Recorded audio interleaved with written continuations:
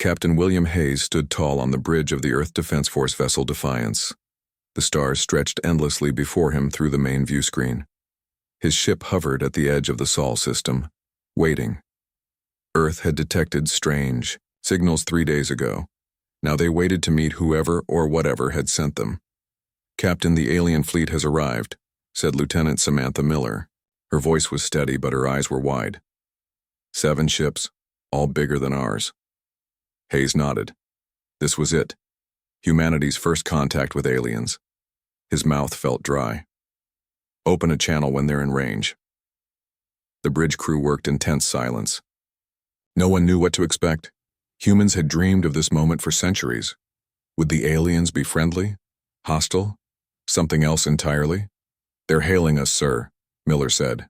On screen, the alien that appeared looked almost like a tall lizard standing on 2 legs. It had purple scales and yellow eyes with slits for pupils. It wore what looked like armor covered in strange symbols.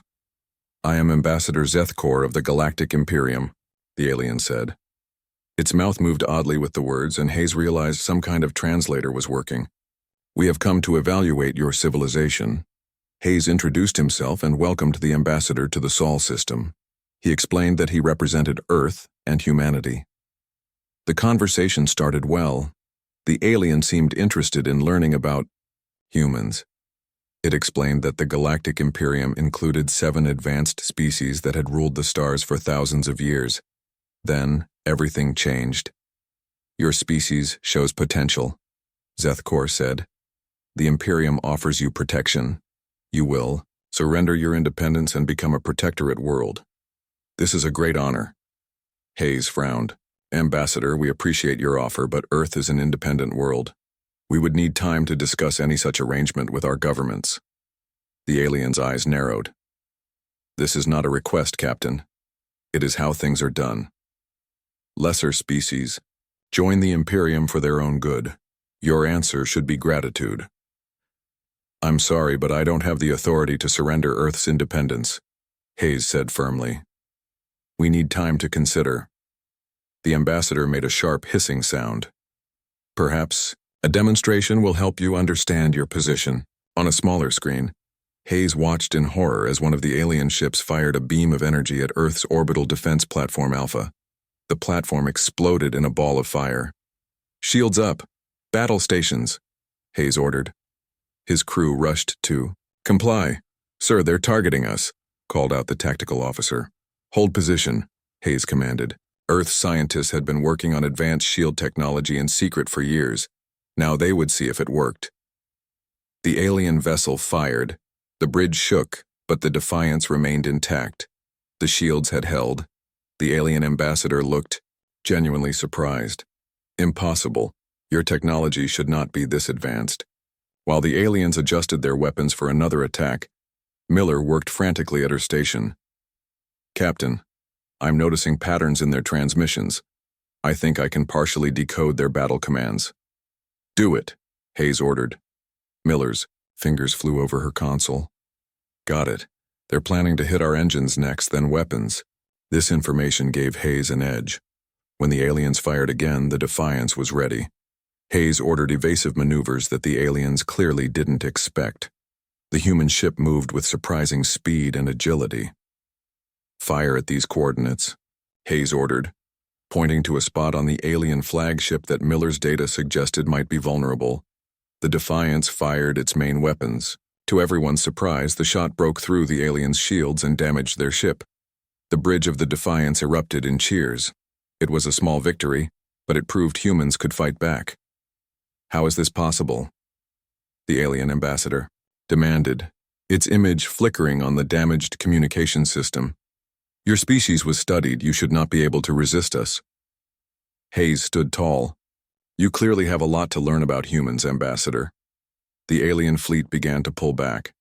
Before breaking communication, Zethkor made a formal declaration.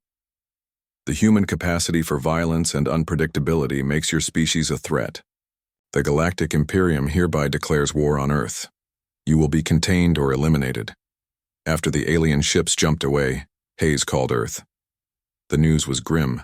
The attack on the orbital platform had killed 15 people. World leaders were panicking. Some wanted to surrender to the aliens immediately.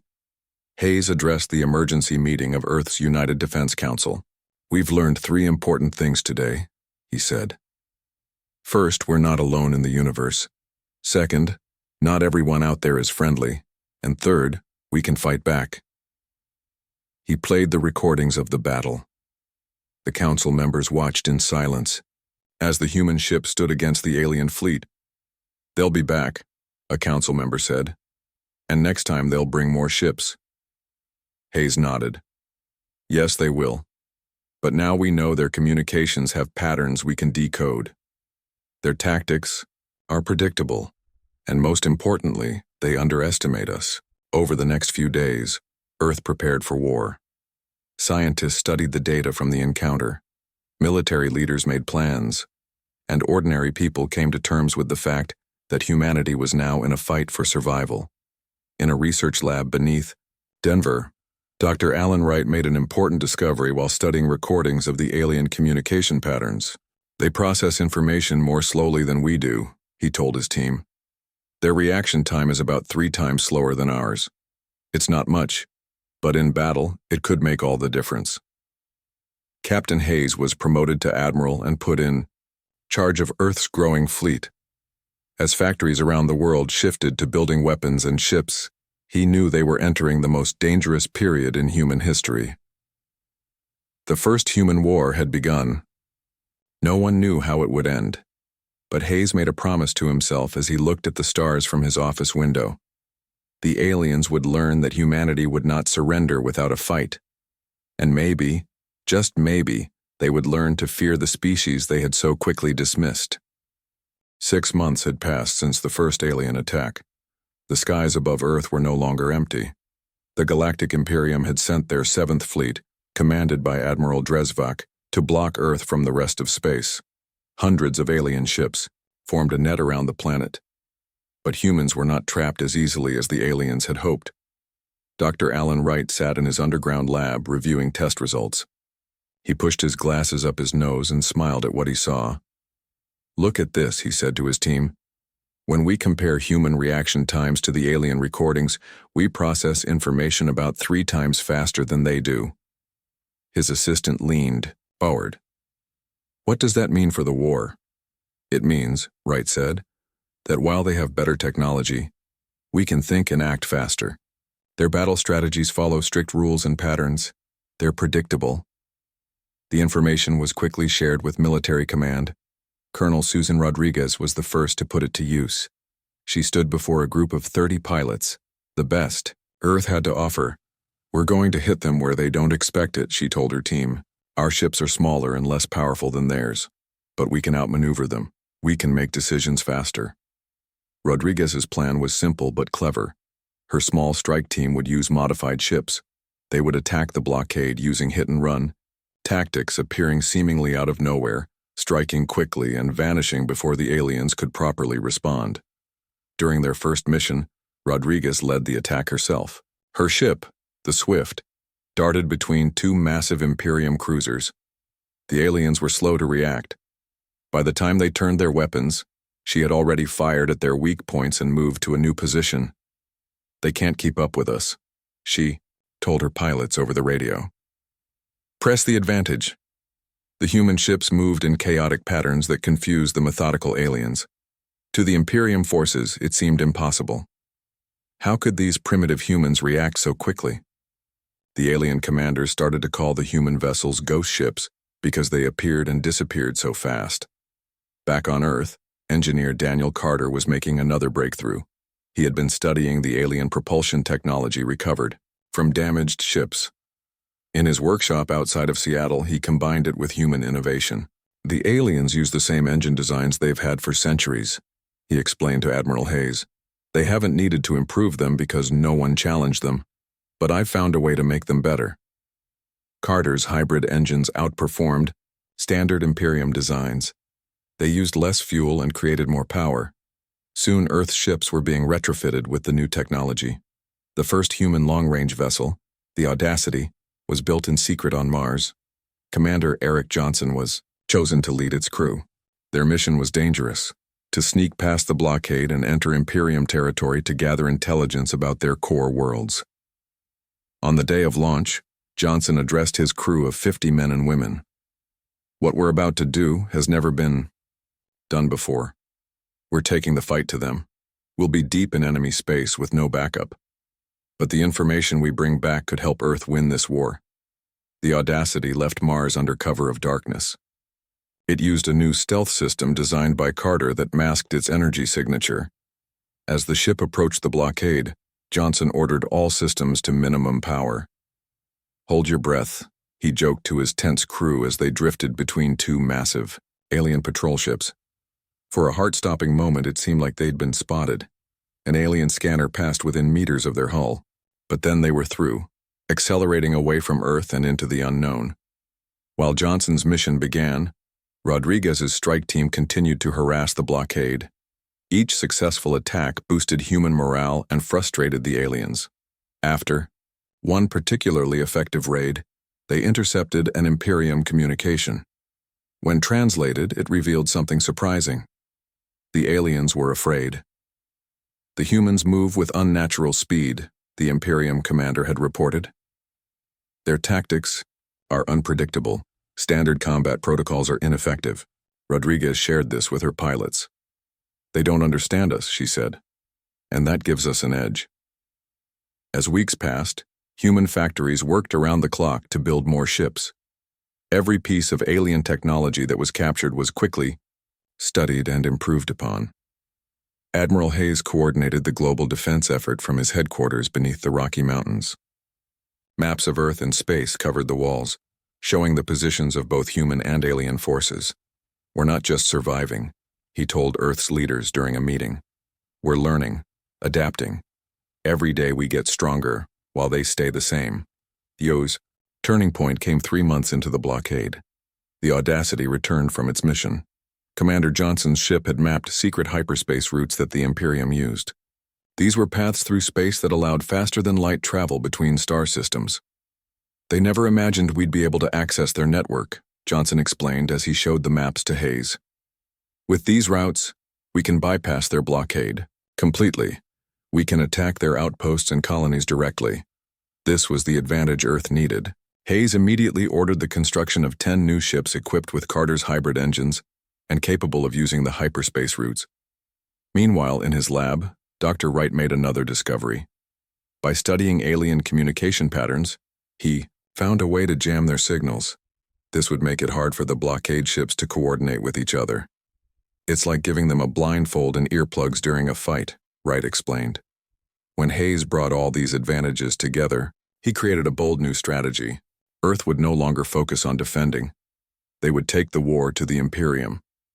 On a cold morning 6 months after first contact, Hayes addressed the commanders of Earth's growing fleet. "Today marks a new phase of this war," he said. "The Imperium thought they could contain us. They thought we would surrender or be destroyed. They were wrong." He revealed the plan. Rodriguez's strike teams would create a diversion with a large-scale attack on the blockade. While the aliens were distracted, 5 ships equipped with the new hyperspace technology would slip away. They would jump to Imperium space and begin attacking their outposts. As the human ships prepared for battle, Hayes sent one final message to the Imperium fleet. "This is Admiral William Hayes of Earth," he transmitted. "You came to our home uninvited. You killed our people. You declared war on humanity. Today you learn that was a mistake." The battle began at dawn. Rodriguez led the attack personally, her ship darting between alien vessels that were 3 times its size. The human vessels moved with a speed and coordination that the aliens couldn't match. And as the blockade descended into chaos, 5 sleek human ships slipped away, jumping to hyperspace and carrying the war into the heart of the Imperium for the first time. The Galactic Imperium was about to learn that humans were unlike any species they had ever encountered before. 1 year into the war, the Galactic Imperium faced a situation they had never experienced before. They were losing. Supreme Chancellor Vox Thar stood in the High Council chamber on Zenith Prime, the capital world of the Imperium. The massive room had 7 sides, one for each of the member species that made up the Galactic Imperium. For thousands of years, this chamber had hosted discussions about ruling the stars. Today, it hosted arguments and blame. The human attacks grow bolder each day, said Council Member Krelzar. He was from the Drakari species, tall with gray skin and 4 arms. Each arm ended in clawed fingers that tapped angrily on the table. 3 of our outposts in the Rigel sector were destroyed last week. How is this possible? Voxathar had no good answer. The humans have discovered our hyperspace routes. They are using them to bypass our blockade of their home system. Impossible, shouted another council member. Their technology is primitive. They should not even understand hyperspace travel, let alone be able to use it. But the evidence was clear. Human ships were appearing all across Imperium space. They would attack quickly and vanish before defense forces could respond. The Imperium, used to fighting enemies with predictable tactics, could not adapt fast. Enough. On an Imperium space station near the front lines, Intelligence Officer Lisa Matthews worked quietly. To the aliens around her, she appeared to be Zalari, one of the Imperium's member species. Her disguise was perfect, the result of advanced human holographic technology. Matthews had been undercover for 3 months. Each day she collected vital information and transmitted it back to Earth using a hidden device. Today she had accessed the station's main computer and was downloading the locations of the Imperium's primary fleet bases. "Officer Trell, what are you doing?" asked a voice behind her. Matthews turned, keeping her movements calm despite her racing heart. A station commander stood watching her. She bowed slightly, as was custom for the Zalari. "Performing the security." "Checks you ordered, Commander," she said smoothly. "There have been concerns about human infiltration." The commander nodded and moved on. Matthews breathed a sigh of relief and finished her download. The information would help Earth plan its next major attacks. Back on Zenith Prime, an emergency meeting had been called.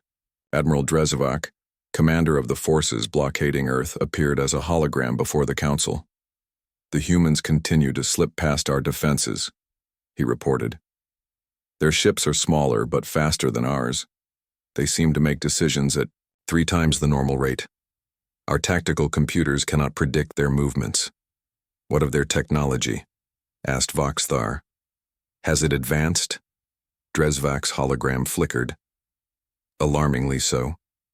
They capture our technology, study it, and improve upon it within weeks. Designs that took us centuries to perfect, they modify and enhance in days." This news sent a wave of murmurs through the council chamber. No species in the history of the Imperium had ever adapted so quickly. "There is more," Drezvak continued. "We have reports that the humans are building larger vessels now, ships that could threaten even our capital ships." The council fell silent at this news. For thousands of years, the Imperium had maintained peace through superior military strength. No species had challenged them successfully. Until now, Krelzar stood, his 4 arms spread wide in a gesture of extreme emotion.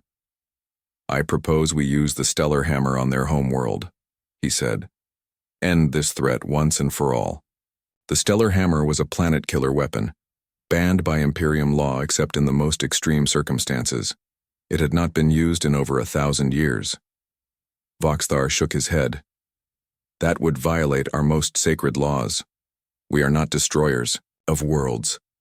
The humans leave us no choice," Krelzar insisted. "They are spreading through our territory like a disease.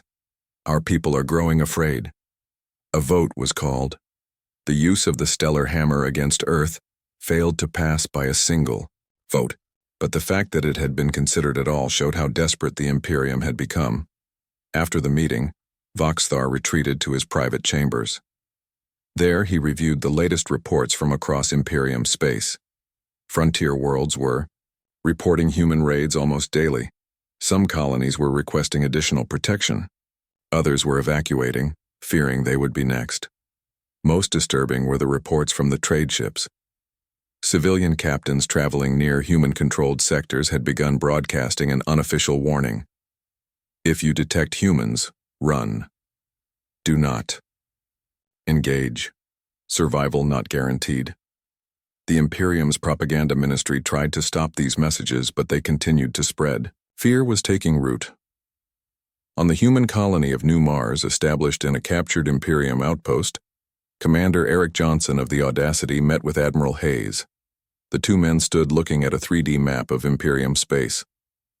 "Our strategy is working," Johnson said. "They don't know where we'll strike next. Their forces are spread thin trying to protect too many targets." Hayes nodded. "And their technology?" "We've captured enough of it now to understand most of their systems," Johnson replied. "Dr. Wright and his team have made incredible progress. The new shields on our ships are already better than theirs. And Carter's engines outperform anything in the Imperium fleet." Hayes studied the map. Red dots showed human-controlled areas, while blue represented the Imperium. A year ago, there had been no red. Now, nearly a fifth of the map glowed with humanity's color. "What about their council?" Hayes asked. "Any new intelligence?" Johnson pulled up a report from Lisa Matthews. "They're divided. Some want to negotiate peace. Others want to use their most powerful weapons against us. For now, the moderates are winning, but that could change." Hayes knew they needed to press their advantage. "It's time for the next phase," he decided. "We'll target their primary, military hub in this sector, Proxima Station." The plan was set in motion. Earth ships gathered at hidden bases throughout former Imperium territory. The human fleet had grown substantially over the past year. Where once they had only a handful of space-worthy vessels, now they had hundreds. Meanwhile, inside the Imperium, cracks were beginning to show. The 7-member species had ruled together for millennia with little conflict. Now, disagreements about how to handle the human threat were causing tensions. The Zellarian Voltar species advocated for peace talks. "The humans have proven themselves more advanced than we thought," their representatives argued. "We should offer them membership in the Imperium as equals." But the Drakari and others refused. "We cannot show weakness," Krelzar insisted. "If we give in to the humans, other protectorate worlds will demand the same rights. The Imperium will collapse." As the debate raged, human ships continued to strike Imperium targets. Each attack was precise, targeting military installations, while avoiding civilian casualties when possible. This calculated approach confused the Imperium leaders even more. Their experience with other species suggested that any race capable of such effective warfare would use it to destroy their enemies completely. On the edge of Imperium space, a small convoy of trade ships detected approaching vessels. The captain, a veteran of many years, recognized the energy signatures. "Humans," he told his crew. "Full retreat, now." As they turned to flee, the human ships sent a message. "Civilian vessels, this is Earth Defense Force. We mean you no harm. Continue your journey in peace." The convoy cautiously proceeded. When they reached the next Imperium outpost, their report caused a stir. Humans showing mercy? It contradicted everything the Imperium had told its citizens about the savage Earth dwellers. Stories like this spread across Imperium space. The official narrative of humans as primitive barbarians began to break down. Some citizens even expressed curiosity about the species that had so thoroughly disrupted the Imperium's peace. In his chambers on Zenith Prime, Supreme Chancellor Voxthar made a difficult decision. He recorded a private message to Admiral Hayes, proposing secret peace talks. The Imperium had never negotiated with a species it had declared war on.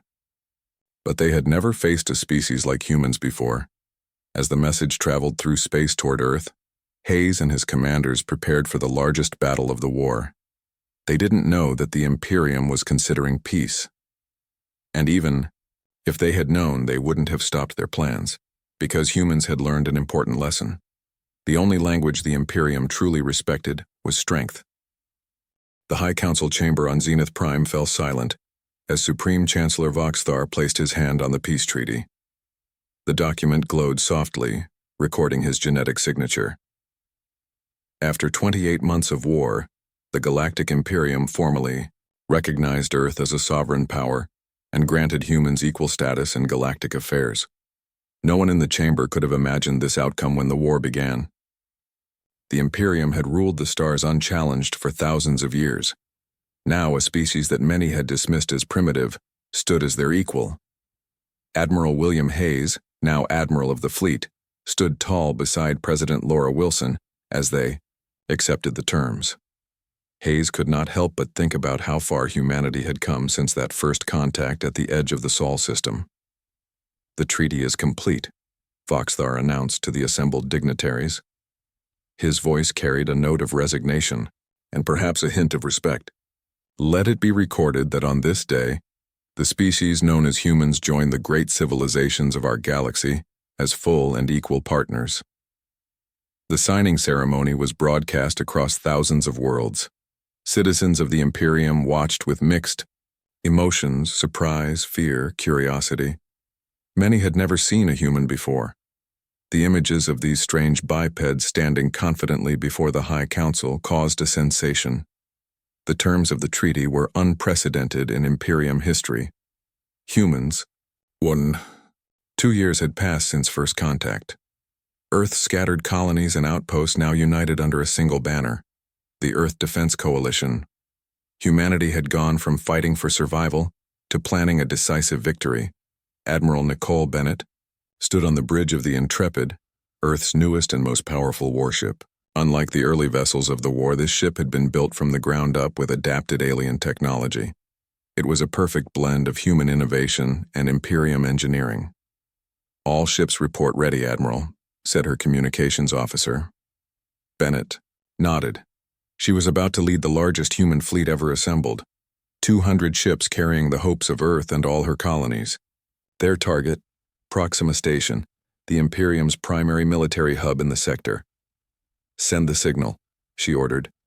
"Operation Thunderstrike begins now." Across human space, ships jumped into hyperspace, following routes mapped by brave scouts over the past 2 years. The Imperium had built their hyperspace network over thousands of years, never imagining that a primitive species would use it against them. Bennett reviewed the battle plan one last time. Lead tactician Kyle Harrison stood beside her, pointing at the holographic display of Proxima Station. "The Imperium always arranges their defenses in the same pattern," Harrison explained. "They rely on protocols and procedures that haven't changed in centuries. We'll use what we call the chaos strategy, intentionally random attack patterns that make it impossible for them to predict our movements." Bennett smiled. "Chaos strategy. I like that." Harrison had earned his reputation by studying Imperium tactics and developing countermeasures. His approach confused the methodical aliens who couldn't understand why humans didn't follow the proper rules of engagement. "Remember," Bennett told her crew, "we want the station intact. Our goal is to capture their data cores. The intelligence stored there could help us end this war." The human fleet dropped out of hyperspace just outside Proxima Station's sensor range. The massive structure floated in space like a metal spider, with docking arms extending from a central hub. Imperium warships patrolled nearby, following predictable paths. "They haven't spotted us yet," Harrison said. "Their sensors are focused outward, not inward. They never expect attacks to come from deeper in their territory." Bennett gave the order to begin. The human fleet split into 5 groups, each approaching from a different angle. The Imperium ships noticed them too late. "This is Admiral Nicole Bennett of the Earth Defense Coalition," she broadcast on all frequencies. "Proxima Station is now surrounded. Power down your weapons and prepare to be boarded." The response was immediate. Alarm signals blared across space as Imperium ships rushed to defensive positions. But they moved too slowly, too predictably. Bennett's fleet struck from all sides at once. Smaller, faster human ships darted between the larger Imperium vessels, targeting engines and weapons systems with surgical precision. The Intrepid led the main assault force, its advanced shields absorbing enemy fire while its weapons tore through the station's outer defenses. On the Imperium command deck, Admiral Lorix frantically issued orders. His subordinates struggled to keep up with the chaotic human attack patterns. "They're not following any known battle formation," one officer reported. "Our tactical computers can't predict their next moves." Lorix slammed his fist on the console. "Deploy all fighters, target their flagship." But the human ships moved too quickly, When Imperium fighters launched, Harrison was ready.